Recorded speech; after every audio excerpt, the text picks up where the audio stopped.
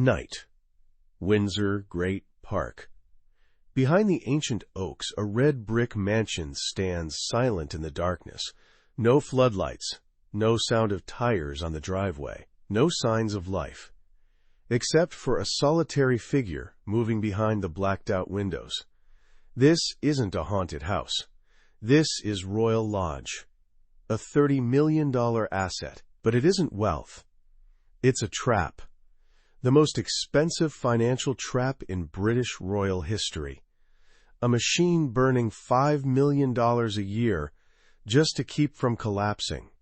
And inside, a princess digging in, hiding between rotting walls, refusing to leave, even though the whole kingdom knows he has no place left. Today we aren't telling a story. We are opening a forensic file. We will audit every penny. We will diagnose every crack in the wall. We will expose the true cost of stubbornness when privilege crashes into reality. This is the file on Royal Lodge, the house nobody can own, and the man who cannot leave. If you enjoy deep investigations into Gilded Age architecture and the dark stories behind these lavish walls, please like, subscribe, and hit the notification bell. Let us know in the comments. Do you think Andrew will finally be forced out? Now, let's open the file. To understand why Royal Lodge became a trap, we have to go back to the day the gates closed. The day the entire United Kingdom looked at this house and asked one single question. Is he still there? January 2022. Outside the gates of Royal Lodge, a crowd of reporters stands in the biting cold. Cameras pointed at the fence, microphones aimed at the driveway. They are waiting for an answer that never comes. Inside, silence. No official statement. No lawyer stepping out the door. No sign that anyone is even listening. Just a 30-room mansion standing silent like a shuttered fortress. Curtains drawn. Lights out, as if ignoring the storm outside would make it vanish. But the storm didn't vanish. 6 weeks earlier, Prince Andrew, Queen Elizabeth's second son, faced a civil lawsuit in New York. The allegation: sexual abuse of a 17-year-old girl within Jeffrey Epstein's trafficking network. Headlines around the world exploded. The British public demanded answers. The royal family remained silent. And Andrew? He was in this house. Royal Lodge wasn't a random hideout. It was where he had lived for 18 years. The place he renovated, decorated, and turned into his own private castle. A place where no one, not even the Queen, could ask him to leave. Because on paper, Andrew is renting it. In reality, he is digging in. From the outside, the house looks like a beautiful, historic mansion. Red brick, white Georgian windows, lush green lawns stretching out like velvet carpets. It looks like a painting from England's golden age. But in the cold light of January 2022, it was no longer a mansion. It was a fortress, a bunker, a $30 million wall surrounding a man the world wanted to see pay the price. And that is the strange thing about Royal Lodge. It isn't protecting Andrew, it is holding him prisoner. Because when you build a fortress high enough to keep the world out, you eventually realize you can't get out either. The walls you built for shelter become a self-imposed prison. This is no longer a royal residence. This is a crime scene. And to understand why a prince would end his days in a house he cannot leave, we have to rewind the clock.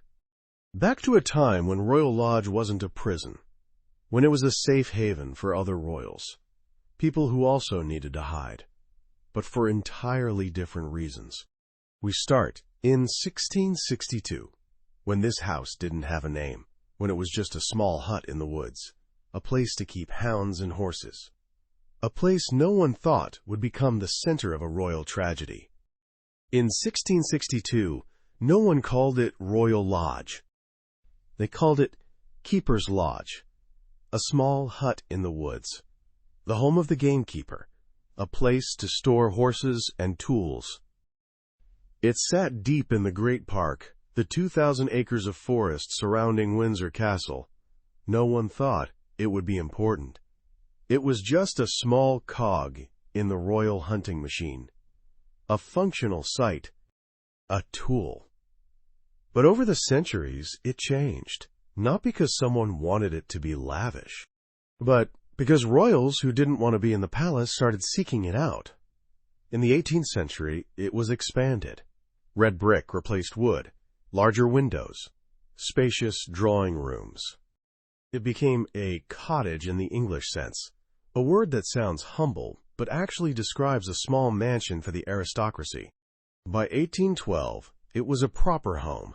That was when the Prince Regent, who would later become King George IV, decided to turn it into his official retreat. He renamed it Royal Lodge. He hired architect John Nash, the man who designed Buckingham Palace, to renovate it. Nash added a grand ballroom, a library, a gilded dining room. He turned a hunting shack into a symbol of wealth. But George IV didn't live there long. After he died in 1830, Royal Lodge was abandoned. Windows were boarded up. Rooms gathered dust. For nearly a century it stood silent in the woods like a relic of faded glory. Until 1931, that was when a man named Albert, the Duke of York, saw it and realized something. He realized that this dilapidated house might be exactly what he needed. Because Albert didn't want to be king. He was the second son. His older brother Edward was the heir to the throne. Albert was allowed to live a quiet life on the sidelines. He didn't have to attend grand ceremonies. He didn't have to give speeches to Parliament. He didn't have to be the center of attention. And he was grateful for that. Because Albert had a severe stammer, a condition that made speaking in public impossible without getting stuck on every syllable. Every speech was torture. Royal Lodge was where he could hide. In 1931, King George V, Albert's father, let him rent the house for next to nothing. No one wanted it. It was far from the main palace. It needed repairs. But for Albert, it was perfect. He and his wife, Elizabeth Bowes-Lyon, and their two daughters, Elizabeth and Margaret, moved in. They cleaned. They repaired. They planted roses in the garden. They turned it into a real home. A place where Albert could be himself. A father, a husband, not a prince. But history had other plans. In 1936, Albert's brother, King Edward VIII, abdicated the throne to marry an American divorcee named Wallis Simpson. That decision shook the entire British Empire. And it forced Albert to become the thing he feared most, king. He took the name George VI. And overnight, the quiet life at Royal Lodge ended. But he never sold it, even when he became king. Even when he had to live at Buckingham Palace, he kept Royal Lodge. He came back every weekend, because it was the only place he could escape the weight of the crown. This house was never a symbol of power. It was an escape from power. And when George VI died in 1952, there was someone else who understood that very well. His mother, the woman who would turn Royal Lodge into something no one could replicate. She was no longer the queen, but she still wanted a kingdom, and Royal Lodge was about to become it. In 1952, Elizabeth Bowes-Lyon returned to Royal Lodge. But she was no longer the queen. Her husband, George VI, had just died. Her daughter, Elizabeth, was now Queen Elizabeth II, and she, once the most powerful woman in the British Empire, was now just the Queen Mother, the mother of the Queen. A title of respect, but also a reminder that her era was over. Most people at 52 would fade into the shadows. They would accept that power now belonged to the next generation. They would move into a compact apartment at Buckingham Palace and attend ceremonies a few times a year. But Elizabeth Bowes-Lyon was not most people. She decided that if she could no longer be Queen of England, she would be Queen of Royal Lodge. She would turn the house her husband loved into her own private kingdom, a place where she was still the center, where everything revolved around her. And she did exactly that. She hired a team of gardeners to transform the wild grounds into acres of rose gardens, thousands of roses, pastel pinks, crimson reds, ivory whites. Arranged in perfect rows like an army standing at attention to salute her, she redecorated the rooms. French silk, Chinese porcelain, classic paintings covering every wall. Each room was curated like a private museum. Every detail reflected her taste. Classic, elegant, but warm, unlike Buckingham Palace, which was cold, formal, and always under surveillance. Royal Lodge was a real home. A place where she could invite friends for tea on Sunday afternoons. A place where she could walk in the garden with a wide-brimmed hat and a bottle of gin, where she could be herself. And her two daughters felt it too. Elizabeth, now the Queen, still visited her mother occasionally. But the second daughter, Margaret, stayed much more often. Because Margaret didn't have a crown, she had no duties. She was free to live her own life, or at least that's what people thought. In reality, Margaret wasn't free enough to marry the man she loved, a divorced pilot named Peter Townsend. The royal family forbade it, so Margaret had to give him up, and that pain never really went away. Royal Lodge was where she escaped, where she could smoke, drink, and laugh loudly without judgment, where she didn't have to play the role of the perfect princess. Every weekend, she came back. And her mother, the Queen Mother, always welcomed her.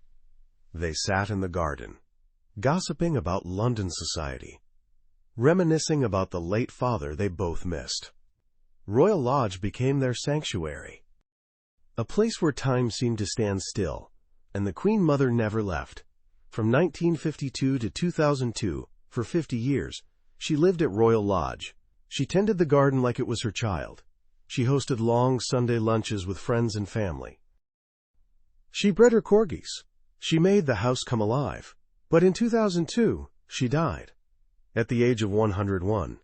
And when she left, something in Royal Lodge left with her. Not immediately, but slowly, as if the house didn't know how to exist without her. Margaret died just weeks before her mother. The two last women who made Royal Lodge a paradise were gone, and the house stood silent, empty, waiting for someone else to claim it, someone who would love it as they had.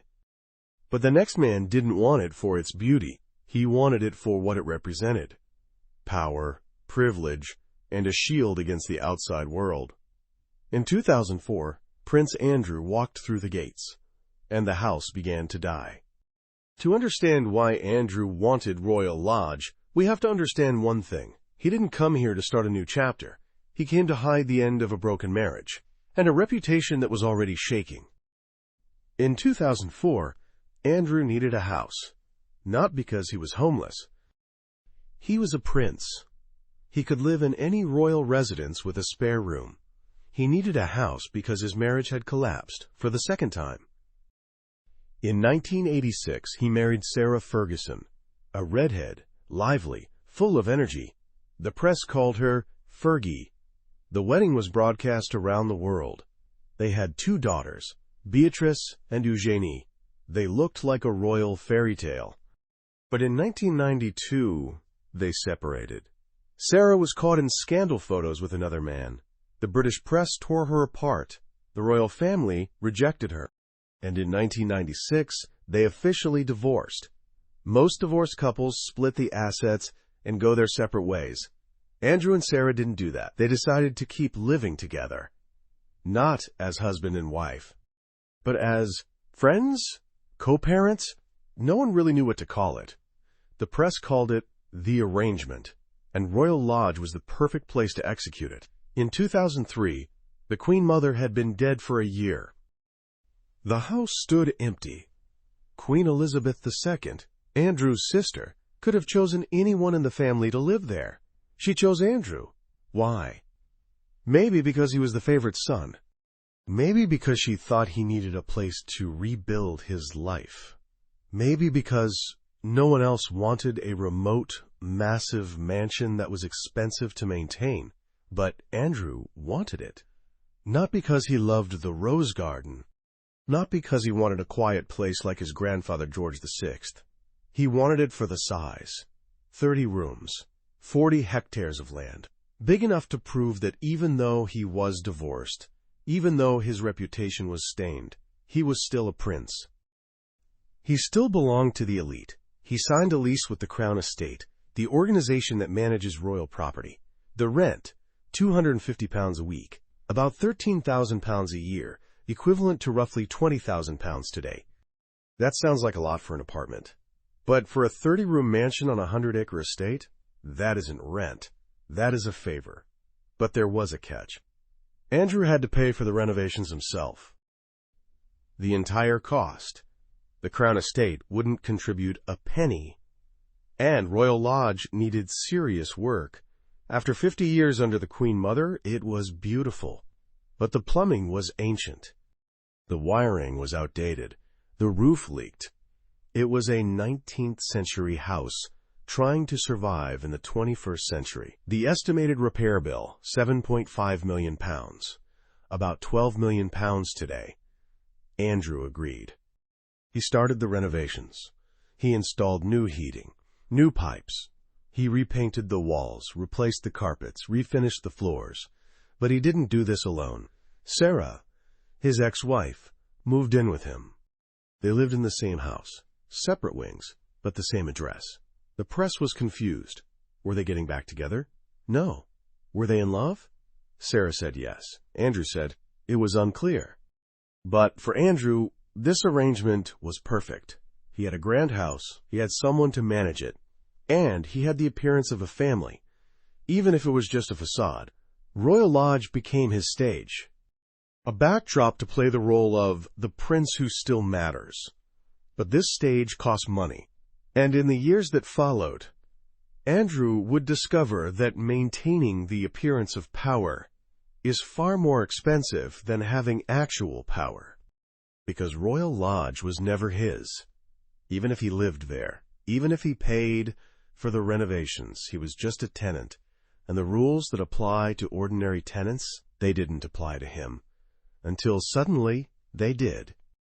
To understand why Andrew thought he could live forever in a house he didn't own, we have to look at the terms of the lease, the fine print he signed but never really read, because in those small lines his fate was already sealed. Let's talk about the contract. In 2003, when Andrew signed the lease for Royal Lodge, he agreed to a specific type of arrangement called a full repairing lease. This isn't a standard apartment rental agreement. This is the kind of contract major corporations sign when they lease an entire office tower. It means the tenant, in this case Andrew, is responsible for everything. Roof leaks, Andrew fixes it. Pipes burst, Andrew pays. Foundations sinking, Andrew has to hire the engineers. Ancient trees fall in a storm, Andrew has to clear them. The Crown Estate, the actual owner of Royal Lodge, doesn't contribute a single penny. 100% of the maintenance responsibility belongs to the tenant, and this isn't a modern mansion with new plumbing and a waterproof roof. This is a building constructed in 1812. It has 200-year-old brick walls, ancient heating systems, lead pipes still buried under the floorboards. The cost to keep a house like this from collapsing? Millions of pounds. But Andrew agreed, because the rent looked like an unbelievable bargain. Let's do the math. Andrew pays £250 a week, multiplied by 52 weeks a year. That is £13,000 per year. Now compare that to the actual market. Royal Lodge has 30 bedrooms. It sits on 40 hectares inside the Great Park. It is minutes away from Windsor Castle. This is prime real estate in one of the most expensive areas in the United Kingdom.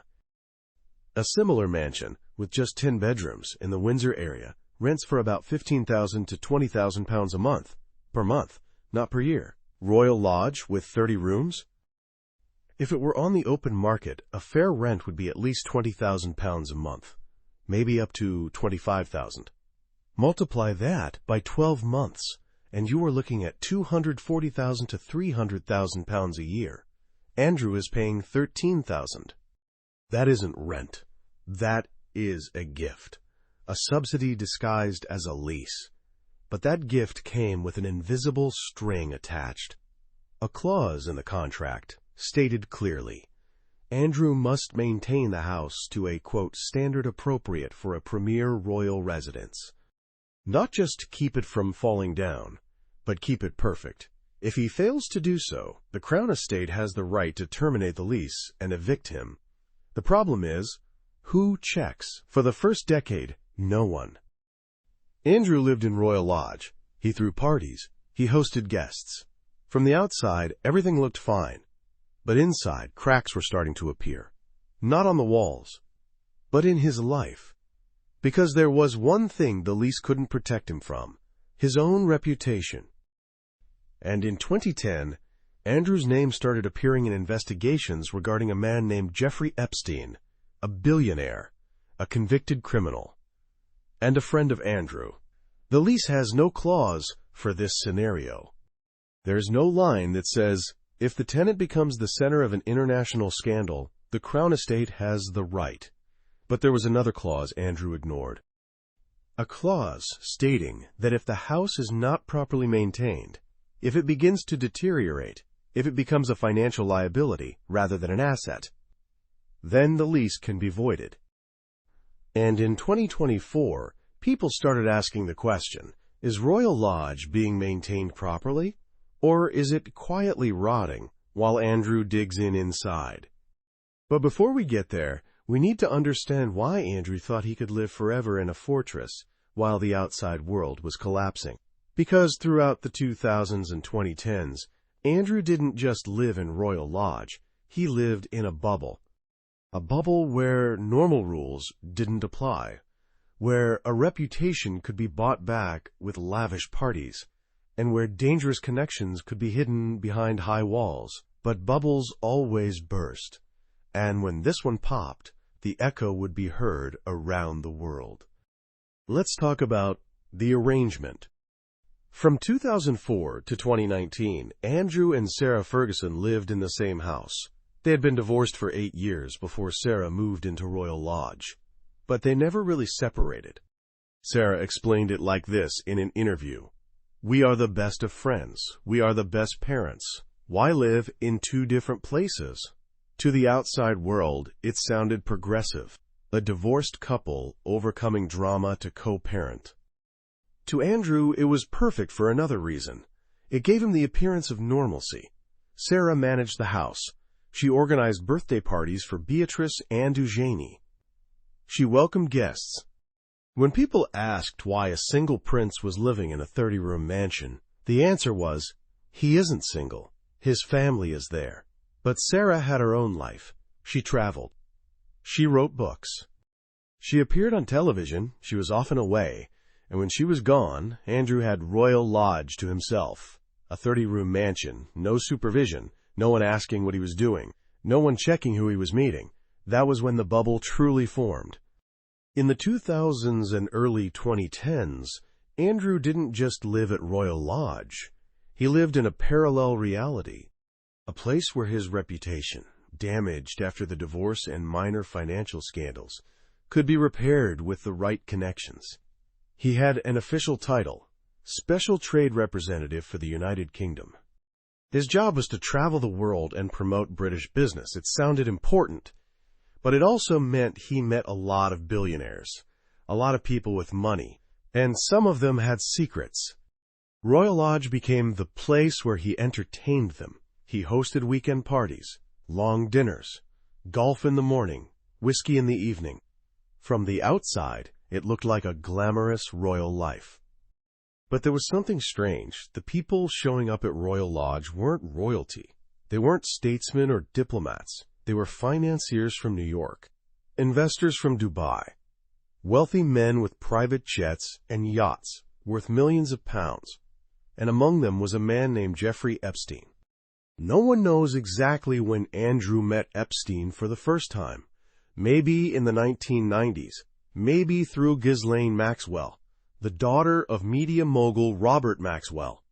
But by the 2000s, they were friends. Epstein appeared in Andrew's travel diary. Andrew appeared in Epstein's flight logs. They met in New York, in London, at parties at Royal Lodge. And in 2010, Andrew flew to Florida, to Epstein's mansion, to stay for a few days. The problem was, in 2008, Jeffrey Epstein had been convicted of soliciting a minor for prostitution. He had served 13 months in jail. The entire world knew who he was. And in 2010, Andrew still went to visit him. When the press found out, they asked why. Andrew's answer? He was there to end the friendship. He needed to speak to Epstein in person to break off the relationship politely. No one believed that line. But Andrew didn't leave Royal Lodge to explain. He closed the gates. He stopped answering calls from the press. He assumed that if he stayed silent long enough, the story would disappear. And for a while, it seemed like it did. Life at Royal Lodge continued. Weekend parties, VIP guests, fine whiskey. The bubble was still intact. But outside, the cracks were spreading. In 2015, a woman named Virginia Giuffre filed a civil lawsuit. She alleged that she had been trafficked by Epstein when she was a teenager, and she alleged that she had been abused by some of Epstein's friends. One of the names she mentioned, Prince Andrew. She said she met Andrew 3 times, first in London, at Ghislaine Maxwell's house when she was 17, second in New York, third on Epstein's private island in the Caribbean. She had evidence, not a video, but a photograph. A photo showing Andrew, wearing a blue shirt, standing next to a blonde teenager, his arm around her waist, both of them smiling. Standing behind them, Ghislaine Maxwell. The photo was taken inside Maxwell's house in London. The address was only a few dozen miles from Royal Lodge. When the photo leaked to the press, it went viral around the world. Andrew denied it. He said he didn't remember meeting this girl. He said the photo might have been doctored. He said the whole story was a fabrication. But the photo remained, and the questions didn't go away. In 2019, Jeffrey Epstein was arrested again, this time on more serious federal charges. And a month later, he died in his cell. Suicide, according to official reports. And suddenly, all the attention turned back to Andrew. The press stood outside Royal Lodge every day. They called for the royal family to speak up. They demanded answers. And Andrew, from inside his bubble, thought he could control this story. He thought that if he went on television and explained everything calmly, people would understand. They would see that he was just a victim of misunderstanding. In November 2019, he agreed to do an interview with BBC Newsnight. It was the biggest mistake of his life. Because in 49 minutes, Andrew didn't just destroy his own reputation, he turned himself into a meme, a joke, and a case study in how far someone can live in a bubble of privilege until they completely lose touch with reality. That interview didn't just end Andrew's career. It opened a diagnosis, a public examination of the delusions, the lies, and the detachment from reality that only someone living in a 30-room palace could maintain. And every word he said in that interview, it became evidence. November 16, 2019. Emily Maitlis, a BBC Newsnight presenter, sits opposite Prince Andrew in the south drawing room of Buckingham Palace. This wasn't the first time a British prince had been interviewed on television, but it was the first time a prince thought he could talk his way out of an international scandal. Andrew believed that if he explained everything calmly, people would understand. He had a script. He had answers. He was prepared. But he had prepared inside a bubble, and that bubble couldn't survive under the studio lights. In 49 minutes, Andrew didn't just destroy what was left of his reputation. He created a recorded diagnosis of delusion. Let's examine the exhibits. Exhibit A, Pizza Express in Woking. Maitlis asked him about the allegation that he met Virginia Giuffre at a nightclub in London on the night of March 10, 2001. Giuffre said he was sweating profusely while dancing with her. She remembered that detail because it was unusual. A prince sweating in a crowded club. Andrew's answer? I didn't sweat at the time because I had suffered what I would describe as an overdose of adrenaline in the Falklands War, which meant that it was almost impossible for me to sweat. He claimed a medical condition stopped his sweat glands from working. And then, the most memorable part, on that particular night I was at home. I was with the children. I'd taken Beatrice to a Pizza Express in Woking for a party. I remember it weirdly distinctly because going to Pizza Express in Woking is a very unusual thing for me to do. Let's pause here. A prince is providing an alibi for a serious sexual abuse allegation. And his alibi is a Pizza Express. In Woking. Not a royal gala, not a state dinner recorded in the court circular, but a mid-range pizza chain in a suburban town. And he remembers it weirdly distinctly because it was unusual. This was the moment the world realized. He lives so far from reality that going to a pizza place is an unforgettable event. As if most humans don't do that every week. Pizza Express in Woking instantly became a meme.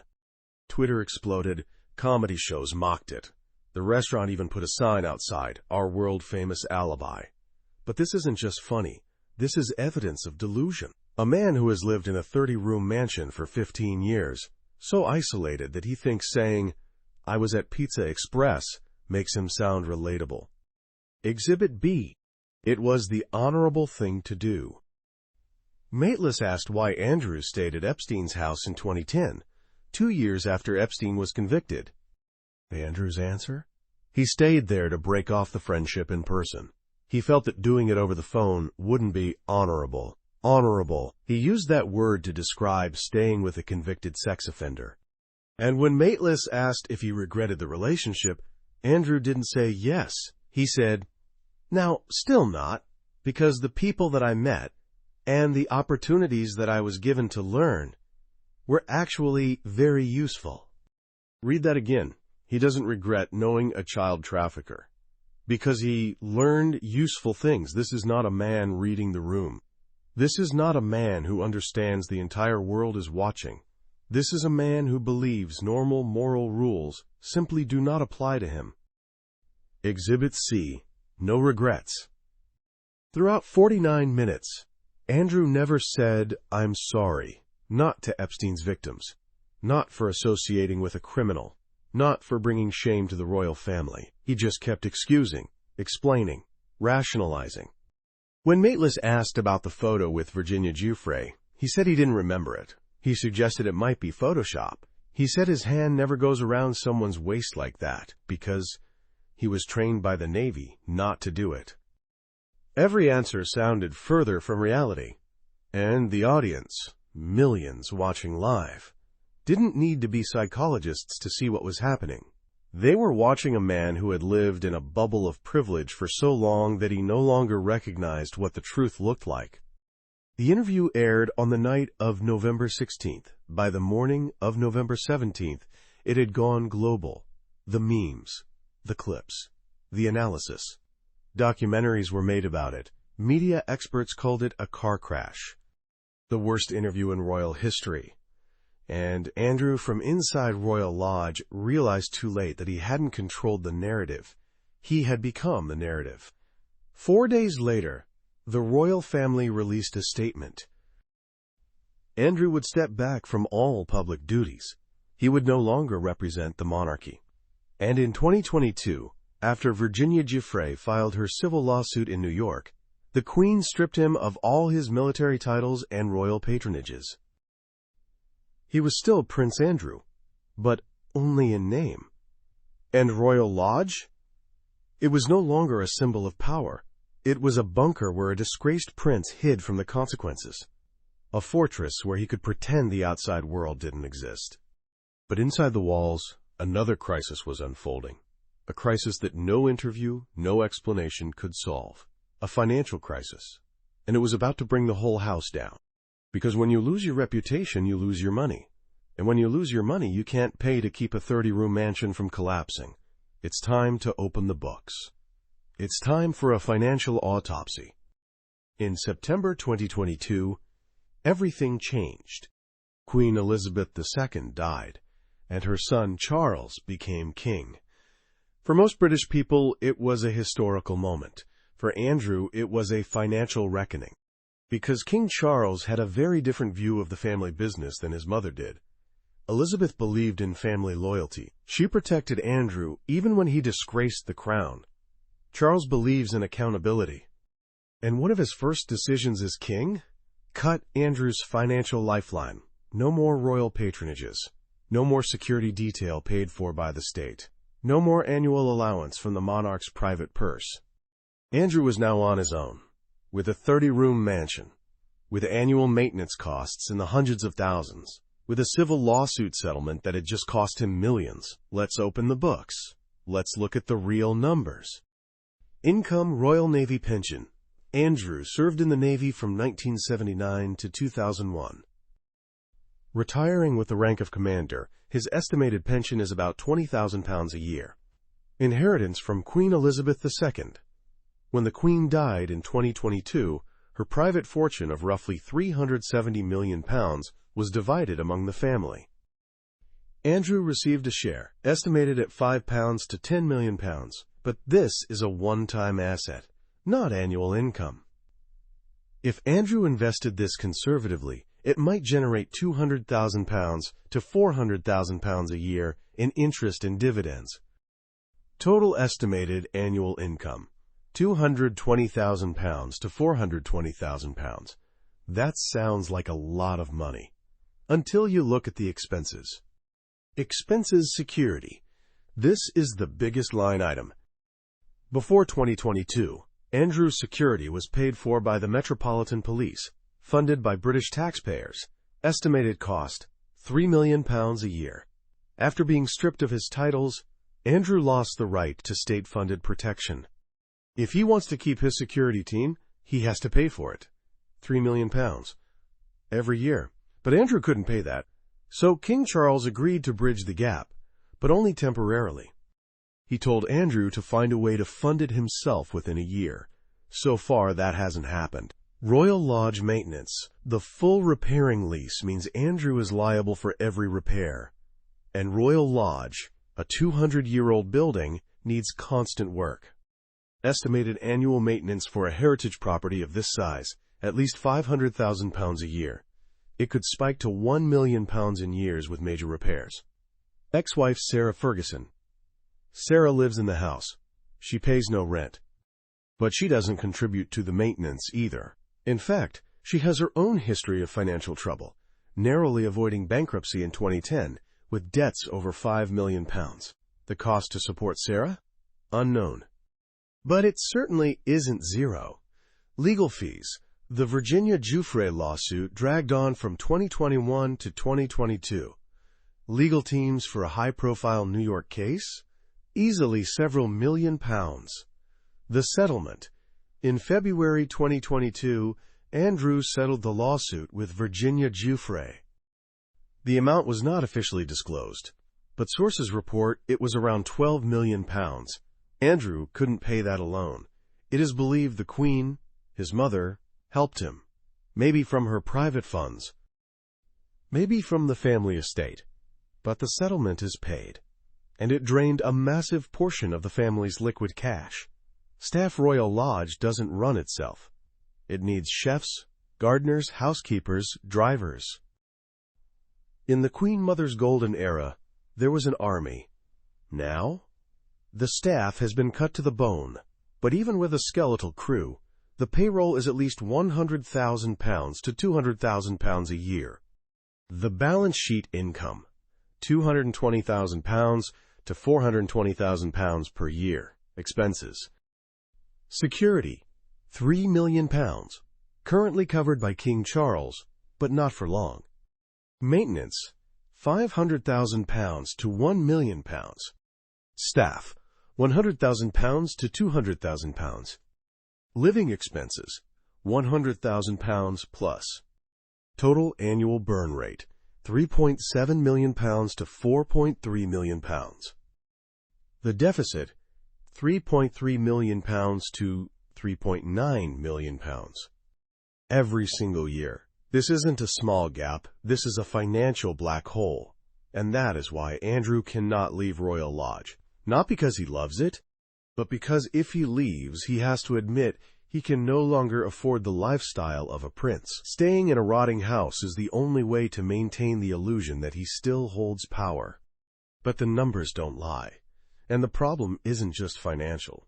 Because while Andrew tries to figure out how to pay the bills, the house is quietly collapsing around him. Every crack, every peeling flake of paint, every leaking pipe. Royal Lodge isn't just a financial burden. It is becoming a terminal patient. And the diagnosis? There is no cure without cash.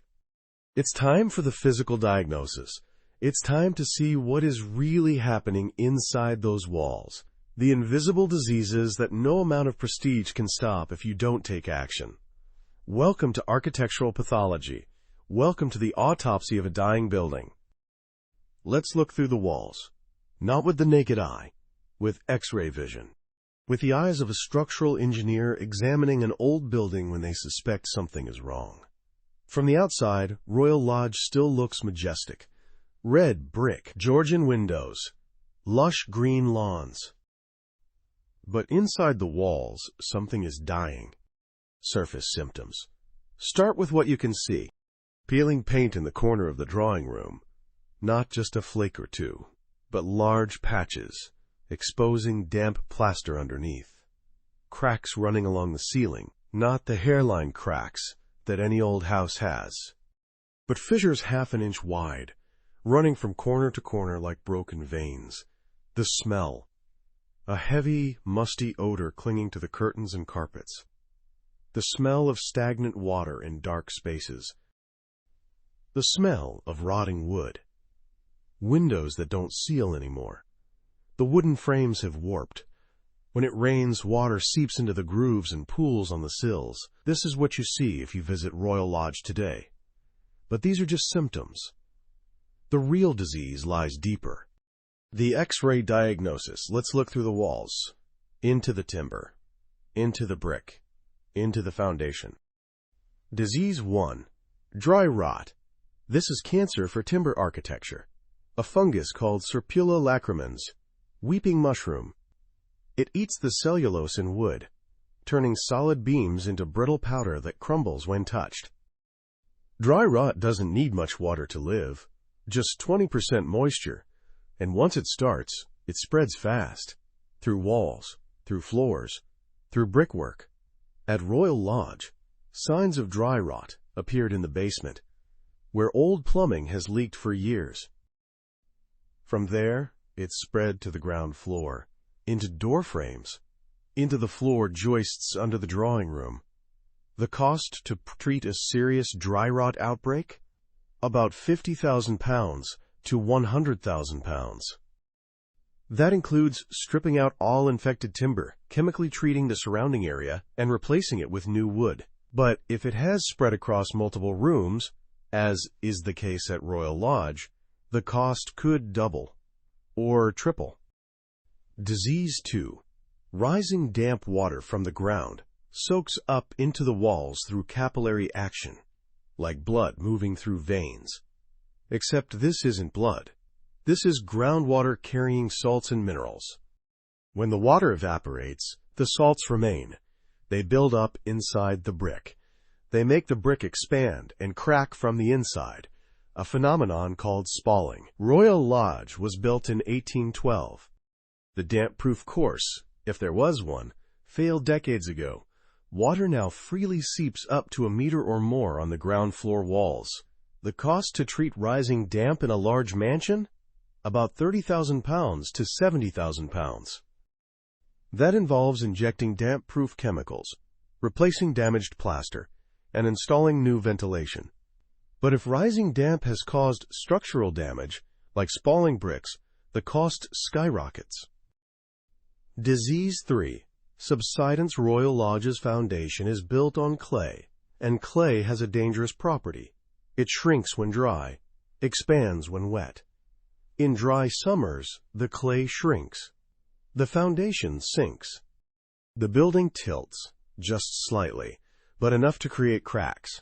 In wet winters, the clay expands, but the building doesn't go back to its original position. It just settles a little more, Over 200 years, these small movements add up. Cracks get deeper. Floors become uneven. Doors don't close. Fixing subsidence? That is one of the most expensive repairs in heritage architecture. It can require digging around the foundation, injecting concrete, or even jacking up the entire building. The cost? From £100,000 to £300,000, depending on the severity. Disease 4. The roof in gutters.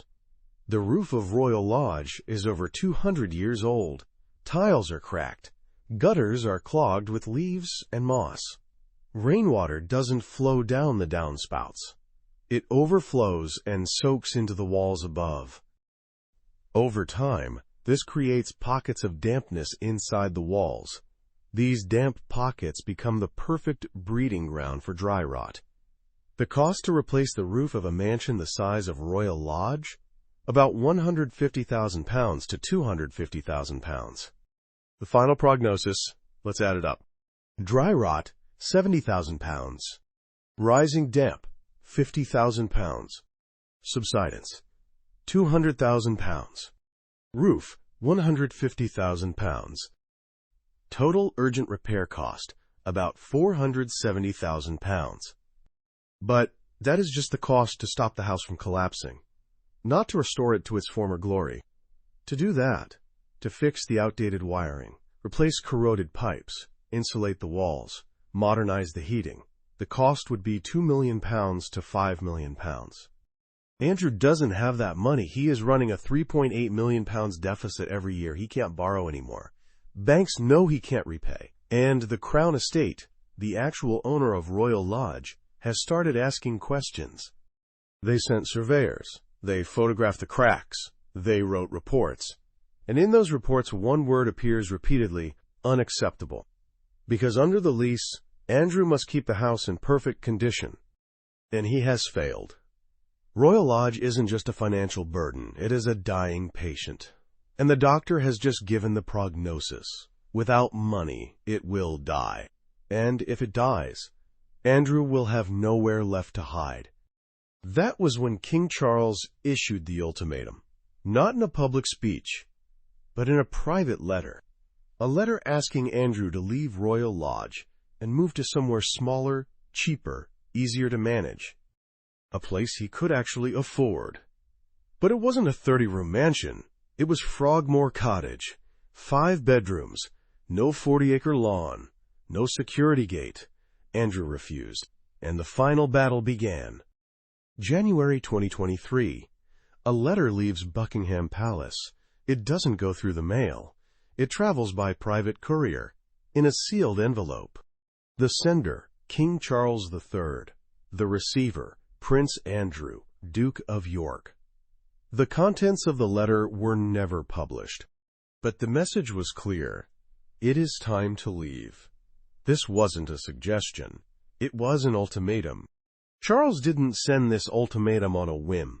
He had been warning Andrew for months. After their mother, Queen Elizabeth II, died in 2022, Charles took the throne with a clear vision. A leaner monarchy. More efficient. And most importantly, less controversial.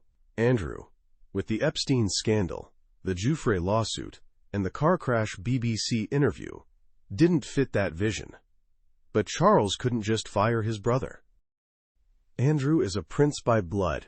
He still holds the title, and he still holds the lease on Royal Lodge, a legal contract even a king cannot unilaterally break. But Charles has a different kind of power: money. He controls the sovereign grant, the state-funded allowance for the monarchy. He controls the Duchy of Lancaster, the king's private estate. And crucially, he controls Andrew's security team. Since 2022, Charles had been paying £3 million a year to keep Andrew safe. But he made it clear, this is temporary. And in January 2023, he decided time was up. The message in the letter: if Andrew wants protection, he must move to a place the monarchy can afford to protect. Smaller, cheaper, less conspicuous. That place was Frogmore Cottage. Frogmore Cottage is not a shack. It is a beautiful, fully renovated home on the Windsor estate, just a few miles from Royal Lodge. 5 bedrooms, modern kitchen, new heating, private garden.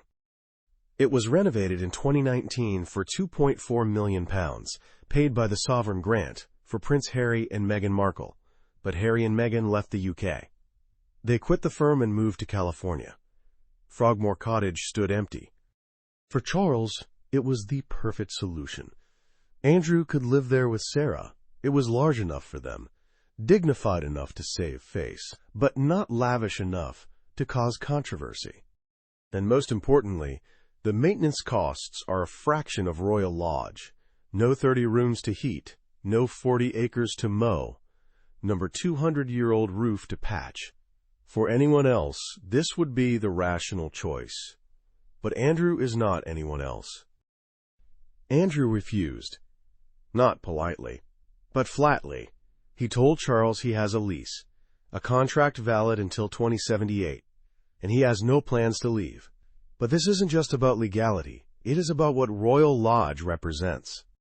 To Andrew, Royal Lodge isn't just a house. It is the only proof left that he is still someone, that he still matters, that he is still a prince. If he moves to Frogmore, the house Harry rejected, what does that mean? It means he is just like Harry, an ex-prince, pushed to the margins. Andrew couldn't accept that, so he stays. In a rotting house, in a home he cannot afford to fix, in a place where he becomes more isolated every day. And Charles? He can't force Andrew out. He can't break the lease. But he can do something else. He can wait. Wait for Andrew to run out of money completely. Wait for the house to decay until the Crown Estate has legal grounds to intervene. Wait until Andrew has no other choice. Because there is one thing Andrew hasn't realized. In a war between a man with power and a man who only pretends to have power, the result is always clear. The man with the money always wins, and Andrew, he is out of money. Yet he remains, day after day, week after week, month after month, in Royal Lodge, with Sarah, with the cracking walls, with the musty smell, with the piling bills, with the press still outside the gates, waiting for the end. But Andrew won't leave, because leaving means admitting he lost.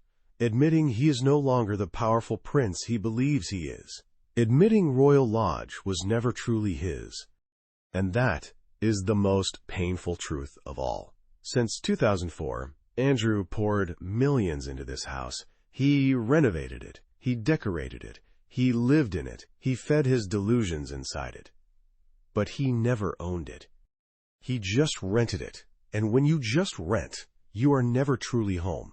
You are just a guest, and guests can be asked to leave at any time. But if Andrew won't leave voluntarily, who is left to witness the final collapse?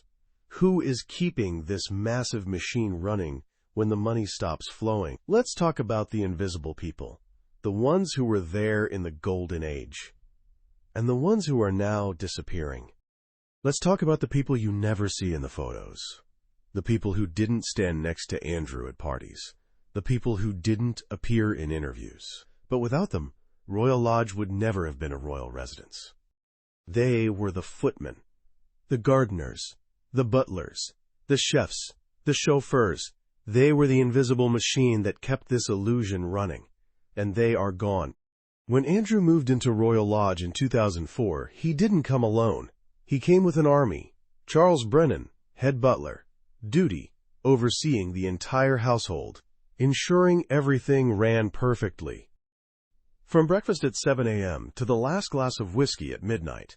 Salary, about £35,000 a year, equivalent to about £55,000 today. Margaret Hayes, head housekeeper. Duty, managing the female staff. Overseeing cleaning, laundry, room preparation. Salary, about £28,000 a year. Thomas Wright, chef duty, preparing 3 meals a day, not just for Andrew and Sarah, but for the daughters, guests, and sometimes weekend parties for 20 or 30 people. Salary, about £28,000 a year. David Miller, head gardener. Duty, maintaining 40 hectares of lawns, rose gardens, and trees.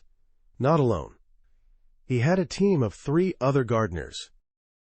His salary, about £25,000. His team, about £22,000 each. Cleaning staff, 3 people, working 6 days a week. Duty, scrubbing 30 rooms, vacuuming carpets, polishing silver, washing linens. Salary, about £18,000 to £20,000 each. Chauffeurs, 2 people, working in shifts, ready at all times to drive Andrew to London, to royal engagements, or simply to the golf course. Salary, about £22,000 each. Private protection, not paid by Andrew, funded by the Metropolitan Police, but they were there 24/7, a rotating team of 8 officers. Cost, £3 million a year from taxpayers. Total staff cost, paid by Andrew, 2004, about £350,000 a year. That is the price of a royal life. That is the cost of maintaining the illusion that you matter. And for a while Andrew could pay it. He had the allowance from the Queen. He had income from his trade ambassador role. He had money. But then, everything started to crumble. The BBC Newsnight interview aired in November 2019. A week later, Charles Brennan, the head butler, resigned. He gave no public reason, but those in royal household circles knew. When the master's reputation collapses, the staff doesn't want to be associated with the rubble. Margaret Hayes left in December. She found a position at another estate, a place without reporters standing outside the gates. Thomas Wright, the chef, stayed until 2020. But when the COVID pandemic hit and Andrew stopped hosting parties, his job disappeared. He moved on to work for a private family in Surrey. David Miller and the gardening team, they were let go in 2021. Not because they did a bad job, but because Andrew didn't have the money to pay them anymore. The 40-hectare lawn is now cut by a part-time gardener who comes once a week. The rose garden, the Queen Mother's pride, is now wild. Weeds grow among the roses. Cleaning staff, reduced from 3 down to 1. A woman named Mrs. Davies, who has worked at Royal Lodge for 15 years. She stayed, not for the high salary, but because she doesn't know what else to do. Her salary is now £20,000 a year. But she isn't paid regularly. Sometimes Andrew is late by a month or 2. She stays out of loyalty. But she knows this cannot last forever. Chauffeurs? Fired. Andrew drives himself now. Or Sarah drives. The £3 million security team? Still there. But only because King Charles is still paying. And he has made it clear. This cannot last forever. Total staff cost, paid by Andrew, 2024, about £70,000 a year, down from £350,000 to £70,000. That is the number of collapse. If you walk past Royal Lodge in the morning, you will hear silence. No sound of chopping from the kitchen. No sound of lawnmowers. No sound of footsteps from cleaning staff going up and down the stairs. Just silence, and sometimes the sound of Sarah talking on the phone, or Andrew watching TV in the drawing room. 30 rooms, most of them shut, curtains drawn, no one cleaning them, dust gathering on the furniture, spiders spinning webs in the ceiling corners. This is no longer a royal residence. This is a museum of failure. And the people who used to make it come alive, they are somewhere else now, working for other families. Telling stories to friends about the time they worked at Royal Lodge, about the good old days, before everything fell apart. They don't hate Andrew. They are just sad. Sad that a place once so beautiful is dying. Sad for a man who cannot let go, because they understand something Andrew doesn't. A house isn't about bricks and mortar. It is about the people inside it. And when those people leave, the house becomes a hollow shell. Royal Lodge is now a shell, and Andrew is living inside it, alone, waiting for something to change. But nothing changes, because without money, nothing changes. And the question no one dares to ask out loud, when Andrew is finally forced to leave, who will Royal Lodge belong to? That is a more complicated question than you think. Because by law, Andrew doesn't own Royal Lodge. King Charles doesn't either. Even the royal family doesn't own it.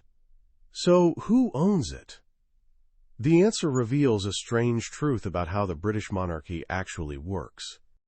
Royal Lodge does not belong to Andrew. It does not belong to King Charles. So who owns it? The answer reveals a strange truth about how the British monarchy actually works. Royal Lodge, along with thousands of other properties across the United Kingdom, belongs to the Crown Estate. Not the Crown in the literal sense, not King Charles personally, not the royal family. The Crown Estate is an independent organization, a massive property portfolio managed for the benefit of the British government. Think of it as a trust that no one owns, not the government, not the king. It exists in a strange legal limbo between public and private, and it has existed this way for over 260 years. In 1760, King George III faced a problem. The British monarchy owned vast lands across the kingdom, forests, farms, urban real estate. But managing them was expensive, and Parliament, which controlled the taxes, was increasingly unwilling to pay for the king's lavish lifestyle. So George III proposed a deal. He would surrender the entire revenue of the crown lands to the government. In exchange, the government would pay him a fixed annual salary known as the civil list, now the sovereign grant. That wasn't a gift, that was a transaction. The monarchy gave up control of the assets, the government received all the profits, and the king received a predictable allowance. That deal has survived to this day. Today, the Crown Estate manages a property portfolio worth about £15 billion. It owns 116,000 hectares of farmland, nearly 300,000 acres, the entire seabed around the UK, and the rights to build offshore wind farms. Hundreds of commercial buildings in London, and mansions like Royal Lodge. Every year, it generates about £300 million in profit. That money does not go to King Charles. It goes to the UK Treasury, into the public purse. In return, King Charles receives the sovereign grant, currently set at 25% of the Crown Estate's profits, about £86 million a year in 2024. That sounds like a huge number, but it has to cover the entire operation of the monarchy. Staff, salaries, maintaining state palaces, official travel, security, and most importantly, King Charles cannot simply spend that money on whatever he wants. Every expense is audited. Every financial report is public. That is why he cannot simply pay £3 million a year for Andrew's security forever. That isn't his private money. That is public funds. Here is the question everyone asks. If Andrew wants to stay at Royal Lodge so badly, why doesn't he just buy it? Because it is not for sale. The Crown Estate does not sell assets. Never. That is one of its core rules. If they sold Royal Lodge to Andrew, every other royal would want to buy the mansion they live in. And within a generation, the entire portfolio would be dissolved. So the Crown Estate only leases. And the tenants, even if they are princes, must follow the rules like any other tenant. They must pay rent. They must maintain the property. And if they breach the lease, they can be evicted. Andrew signed a 75-year lease in 2003. It runs until 2078. In theory, he could stay there until he is 118 years old. But that lease has clauses. And one of those clauses states that the tenant must maintain the property to a standard appropriate for a premier royal residence. Andrew has not done that. The house is deteriorating. Survey reports document the decay. The Crown Estate has proof. Legally, they could terminate the lease. But practically, it is complicated. Because Andrew is still a prince. And evicting a prince from a royal property? That is a public relations nightmare. So the Crown Estate is doing what any smart landlord does when facing a difficult tenant. They are waiting waiting for Andrew to run out of money, waiting for the house to decay further, waiting until the situation becomes so untenable that Andrew has no choice but to leave voluntarily.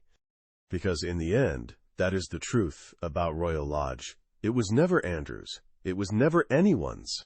It belongs to a system designed 260 years ago to keep the crown's assets separate from the human wearing the crown.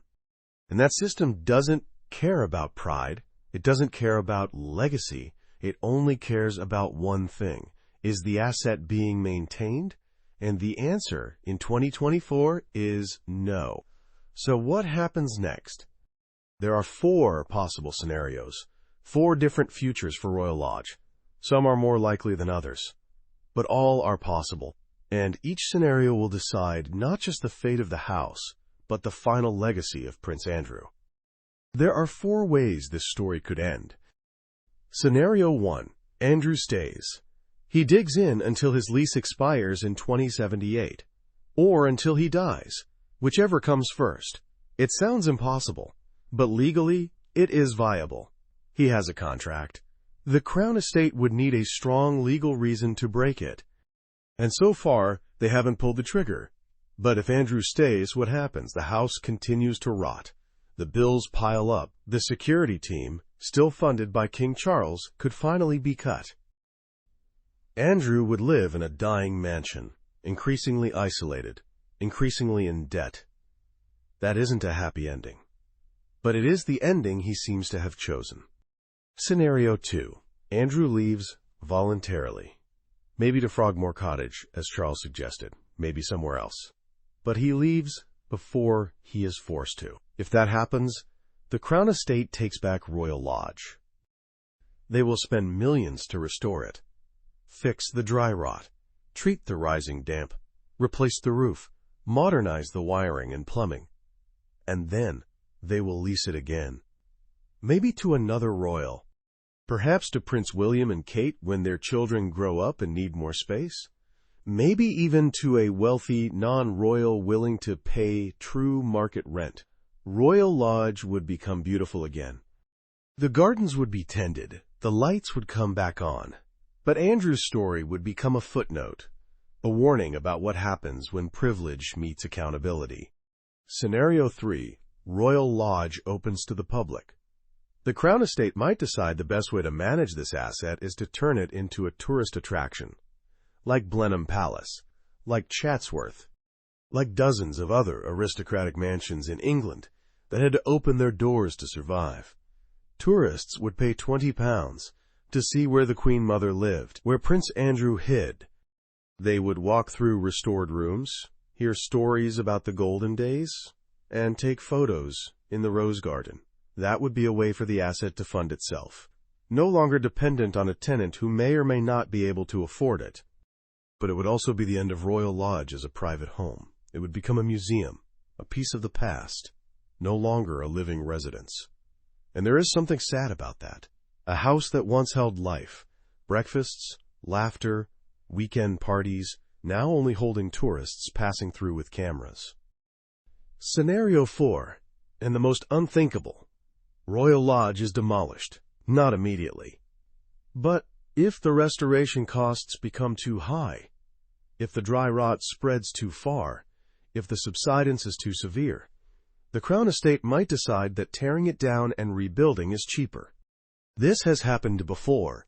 Hundreds of British country houses vanished in the 20th century, some because of war, some because of taxes, some simply because no one could afford to keep them standing.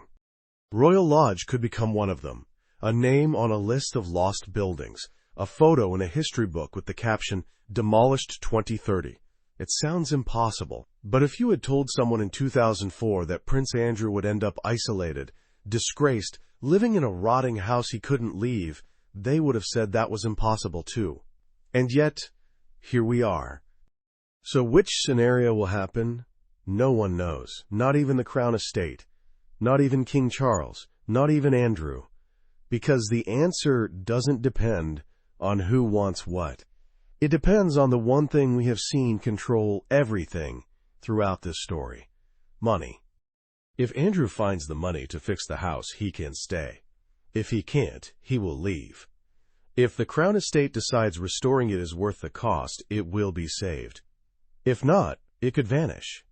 Every decision, every outcome, circles back to the numbers. The balance sheet. The ledger. The same things that decided the fate of thousands of mansions before it. Royal Lodge isn't special. It is just another example of an old truth. When the money runs out, the walls, no matter how high or how thick, cannot keep reality out. And reality is knocking at the door. The only question left is whether anyone will open it, or if it will finally break itself in. But beyond the scenarios, beyond the numbers, there is a lesson here. A lesson Royal Lodge teaches us about power, privilege, and the true price of both. And that lesson is worth remembering long after the final gate closes. At the beginning of this video, we stood outside Royal Lodge on a dark night in Windsor Great Park. We saw a £30 million house, and we asked, why is a prince trapped inside? Now, we know the answer. We opened the books. We looked through the walls. We counted every penny. And what we found wasn't a romantic tragedy. It was a lesson in mathematics. £250 a week cannot maintain a 30-room mansion. A £3.8 million deficit cannot last forever. Dry rot doesn't care who you are. And a lease, even one that lasts until 2078, is not ownership. Royal Lodge teaches us a simple truth. No wall is thick enough to keep reality out forever. You can build high gates. You can close the curtains. You can live in a bubble. But eventually, the numbers will find you. The surveyors will come. The lease will expire. And the house, no matter how beautiful it once was, will collapse if it isn't cared for. That is the truth about Royal Lodge. But it is also the truth about power. True power doesn't come from titles. It doesn't come from bloodlines. It doesn't come from living in a mansion. It comes from the ability to pay the bill. The ability to maintain what you claim to own. The ability to leave when it is time. Andrew couldn't do that. And now, he is living in a museum of his own failure. A dying house, waiting for an ending that only money can write. And that is the final lesson Royal Lodge leaves us with. When the money runs out, the walls cannot save you. They can only lock you in with the truth you are trying to avoid. Now you understand. You know how to look through the walls. How to read the numbers behind the glamour. How to recognize when privilege is turning into a trap. And that is a skill you can apply anywhere. Not just with royals, but with anyone who claims to have power but cannot prove it with the math. If you enjoy deep investigations like this into Gilded Age architecture, the stories behind the mansions, and the numbers behind the luxury, please like this video and subscribe to the channel. And let me know in the comments, what do you think will happen to Royal Lodge next? Thank you for watching. See you in the next investigation.